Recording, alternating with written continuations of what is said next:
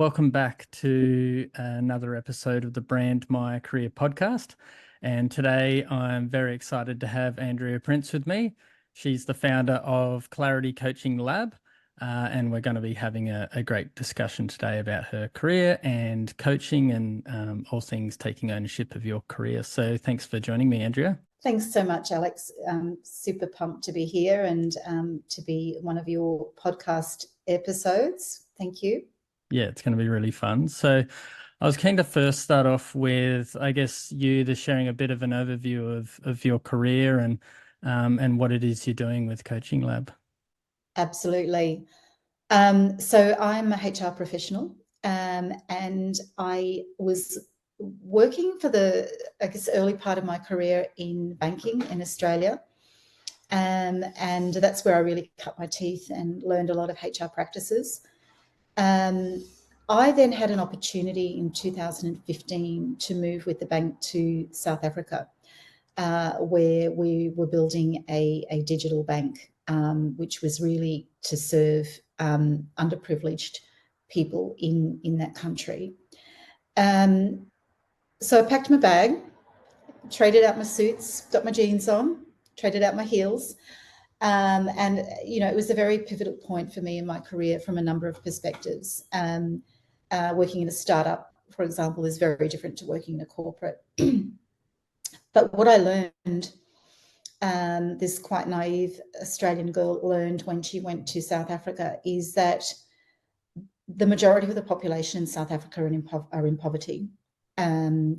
And what I learned through my work with a youth employment accelerator in South Africa was that there's loads of youth, kids in South Africa that have got enormous human potential, way smarter than me, who had not had an opportunity to realise that full potential. So no access to, any way to even physically get to a job interview, no device to see where job opportunities were, no ability to write a CV. And unfortunately, thanks to apartheid in that country, many of them didn't have role models. They didn't have parents who were working. So even the whole concept of getting yourself ready to work and getting organised was a far cry.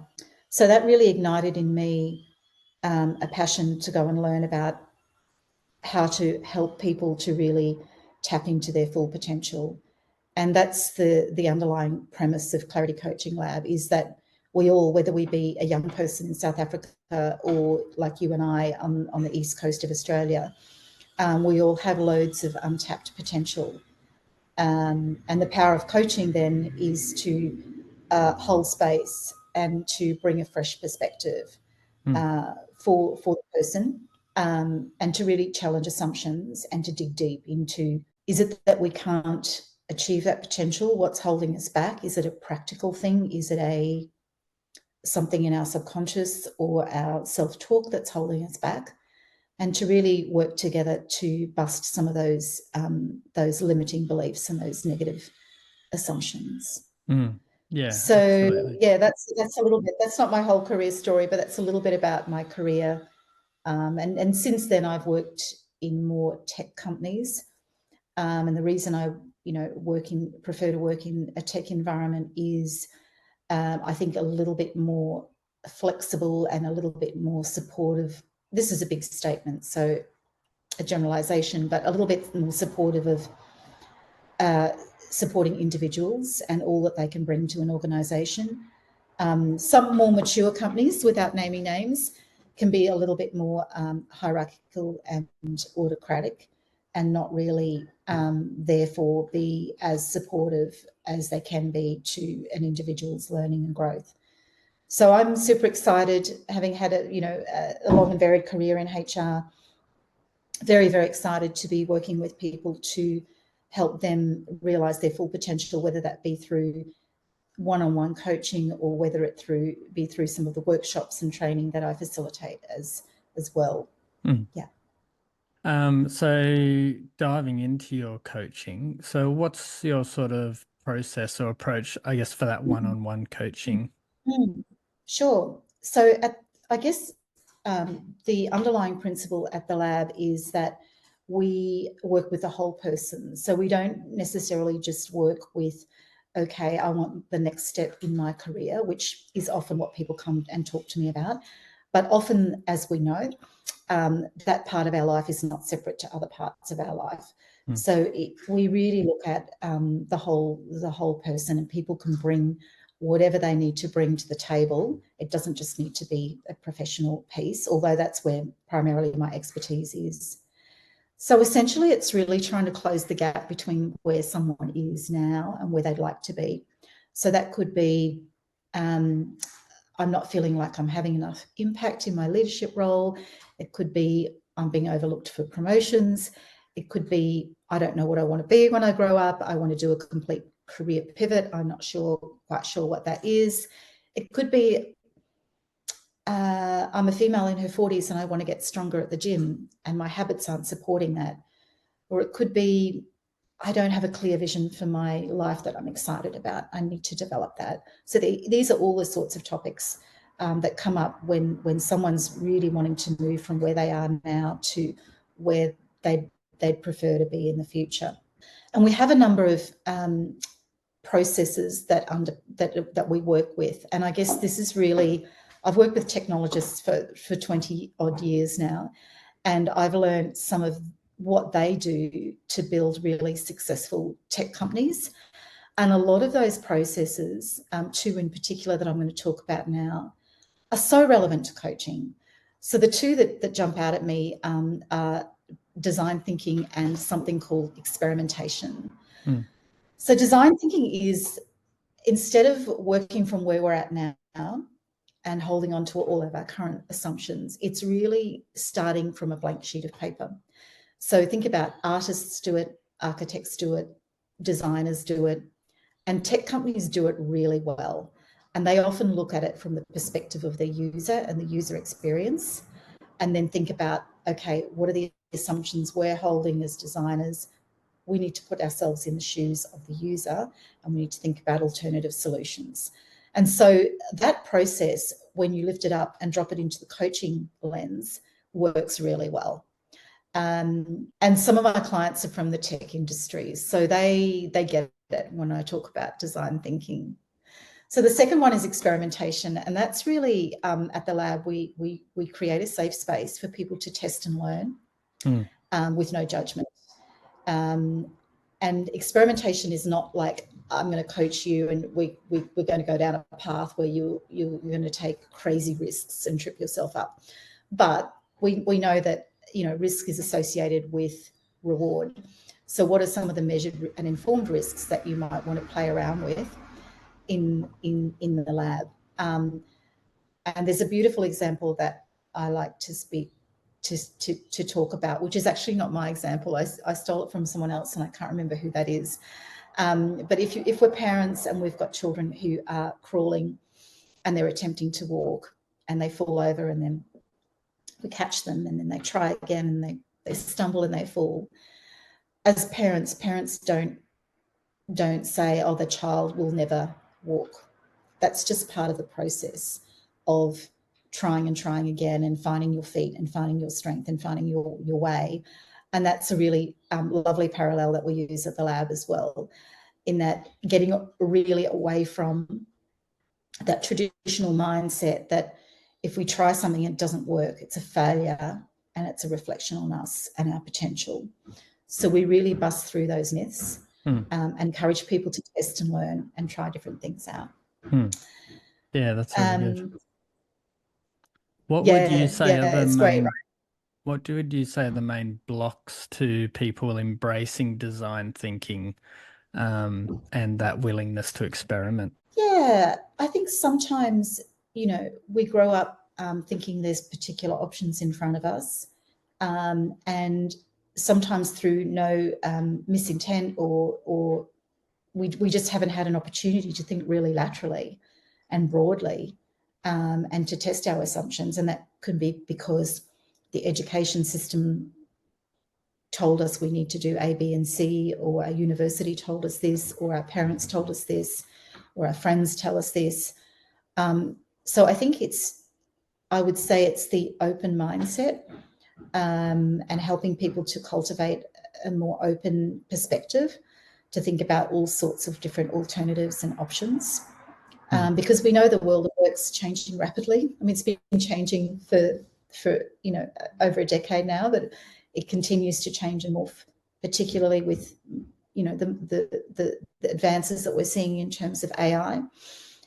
Jobs are changing rapidly, so I think it's giving people the confidence to have a more open look at what are the alternatives. Mm.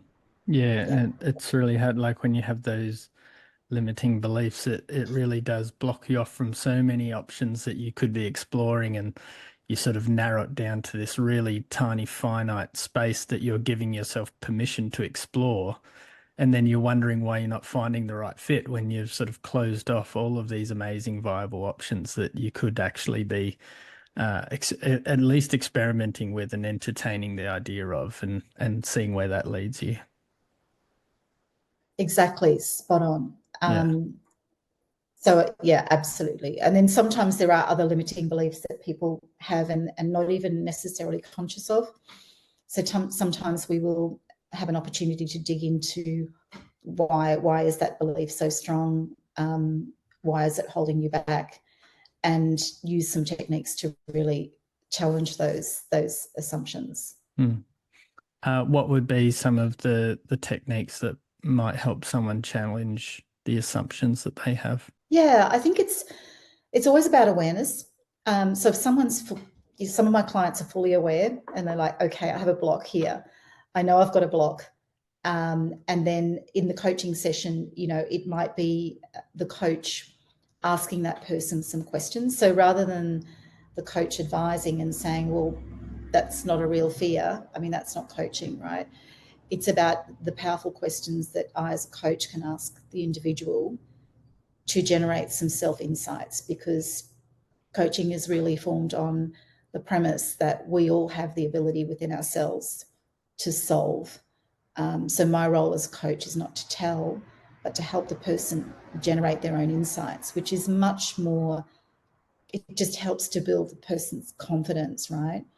And to be more sustainable in the way that they operate and make decisions going forward. Mm. Because usually you don't have a coach forever, right? You have a certain number of sessions. So how do I help my clients to get the best value in those sessions that's going to take them forward? Mm. We Why have is a having clarity in your career progression important? Obviously, it's something on your radar. It's the name of your business. What's so yeah, powerful about clarity? and it could be clarity in your career or clarity in other aspects of your life. Often when people are seeking coaching, there's a level of ambiguity or sometimes chaos, angst, um, you know, problem solving that needs to happen. So I'm a big believer in sorting that through that noise so that you can move forward effectively and efficiently. And I think clarity allows you to do that. But clarity can change. So you can have clarity 1 week or 1 month or 1 year, and then it can become unclear again because you've clocked something else out of the corner of your eye that is really relevant to you, or something else has arisen in your work or life situation, which means the goalposts have changed for you. So I think clarity is something that we can achieve in a certain point in time that can really help us to operate with that clear sort of motivation and really go forward towards that light on the hill. But just knowing that it can change day to day, week to week, year to year. I Mm. have a little book, and it Alex, it changes all the time. Mm. But as long as I've got a beacon on the hill, I'm good, right? Yeah, yeah.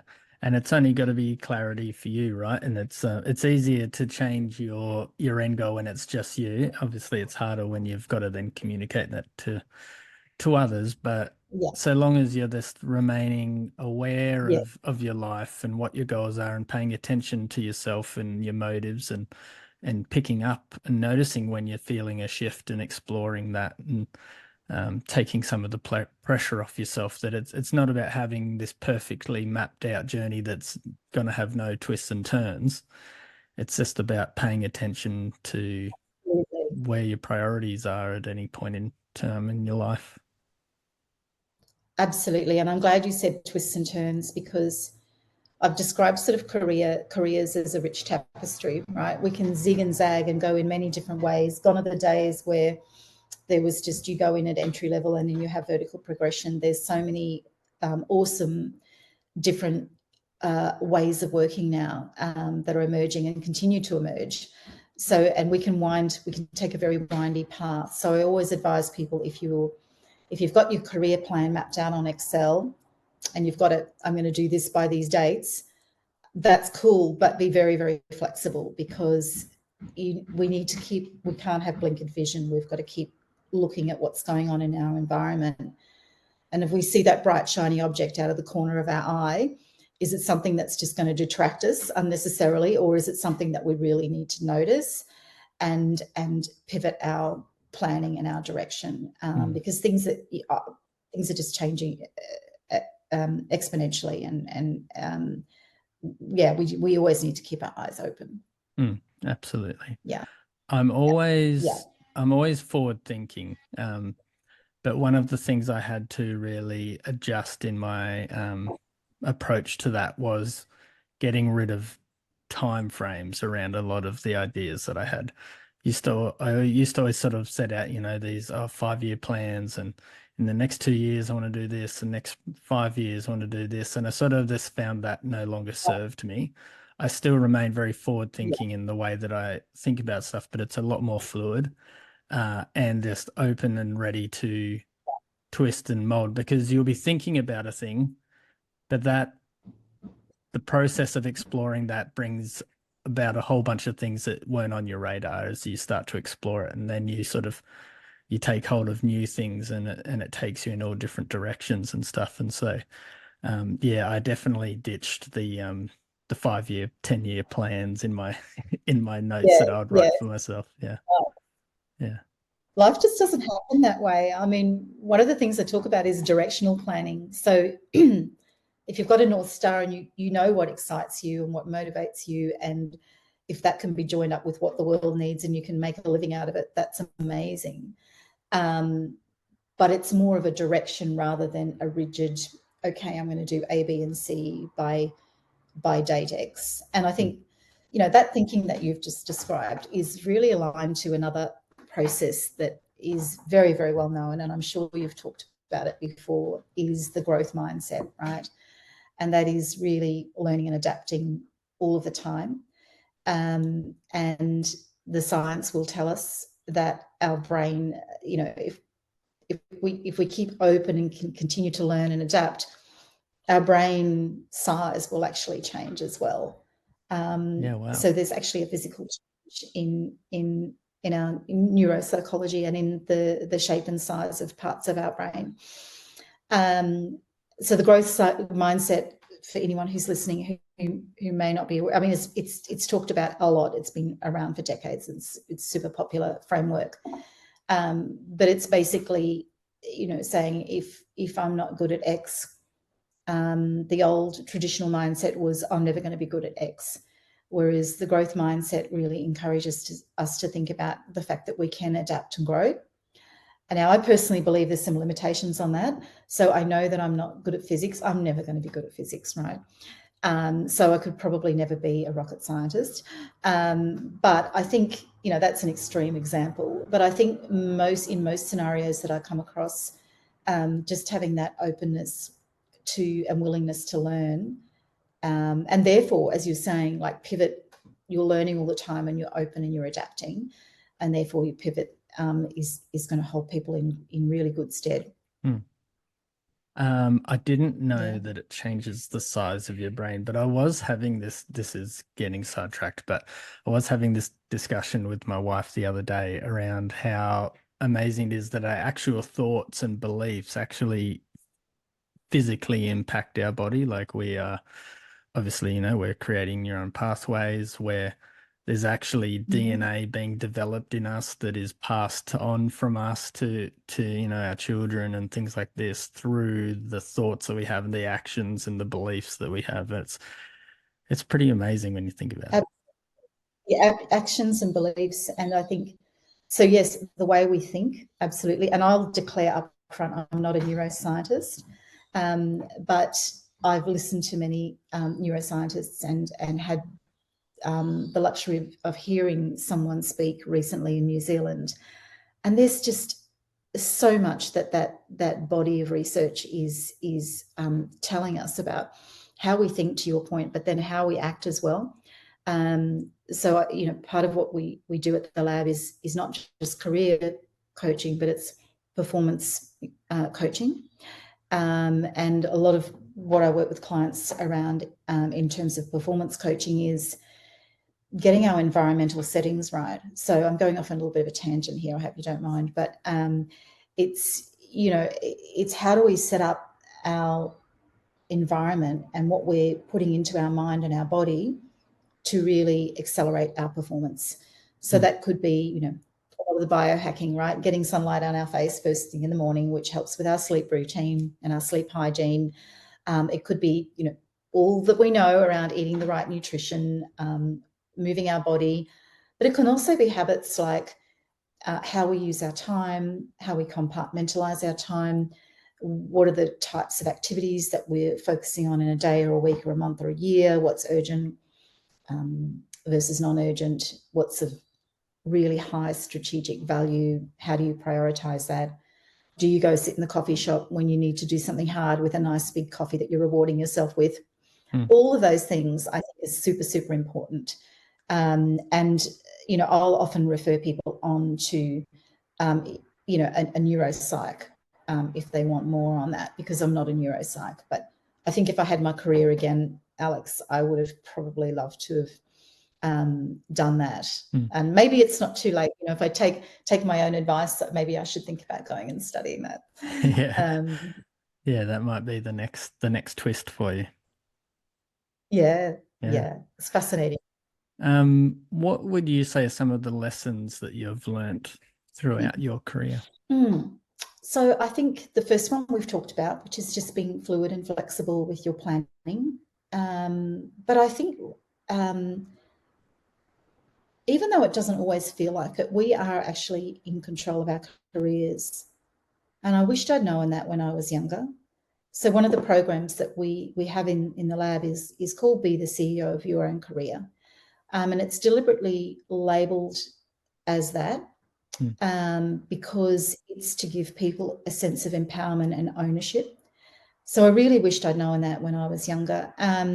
But we can create the path that we want to go on, right? We can decide to upskill, we can decide to network, we can decide to move laterally into a different industry. And I think before we do that, we've got to really unpack what we think our experience and skills are today. But as importantly, what are we good at? Where are our strengths?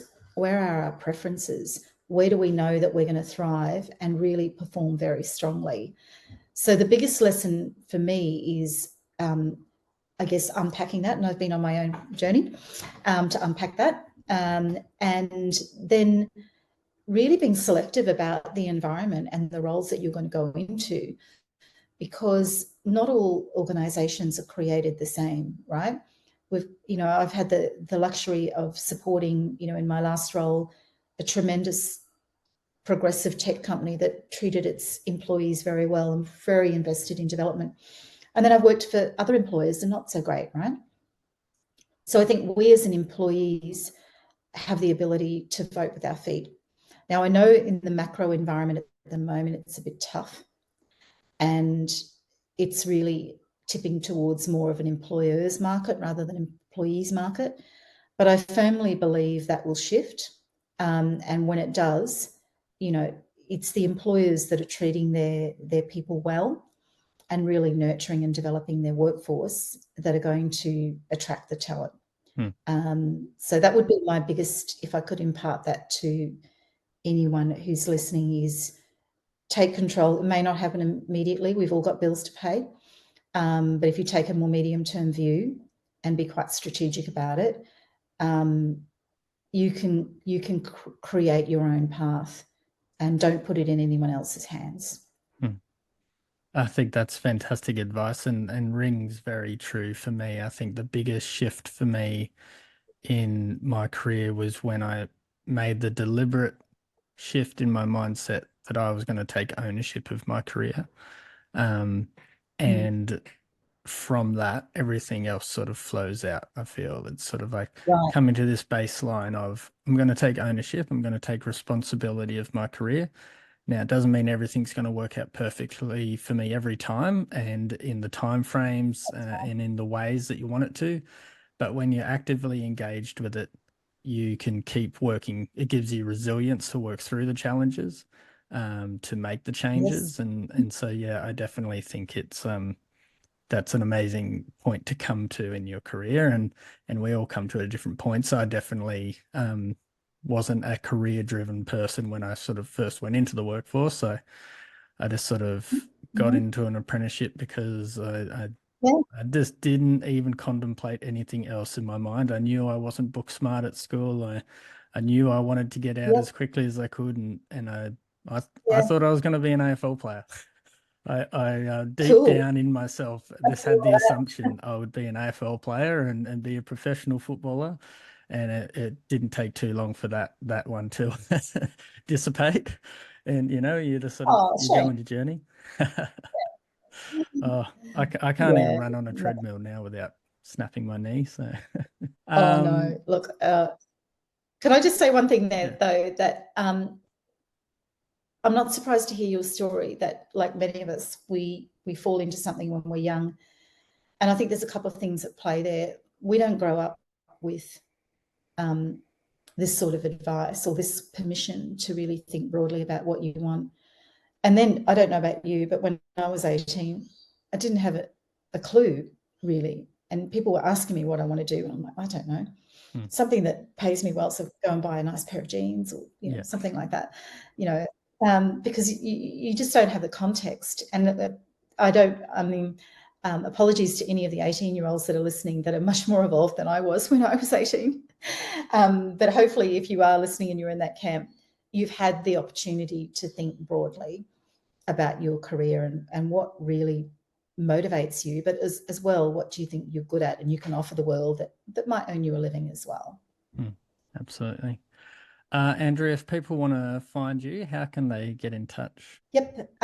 So my website is claritycoachinglab.com, and you can get me at Andrea at claritycoachinglab.com. I'm based in Australia, but I have clients around the world. So I was just on the call this morning to one of my lovely clients in the US, and later this afternoon speaking to someone in Cambodia, and then someone in China. So it doesn't matter where you are in the world, as long as people are English speaking, I can coach. I can, having worked with US companies for many years, I'm always able to work around the time zone challenges. Very used to doing that. But yeah, that's how you can get hold of me.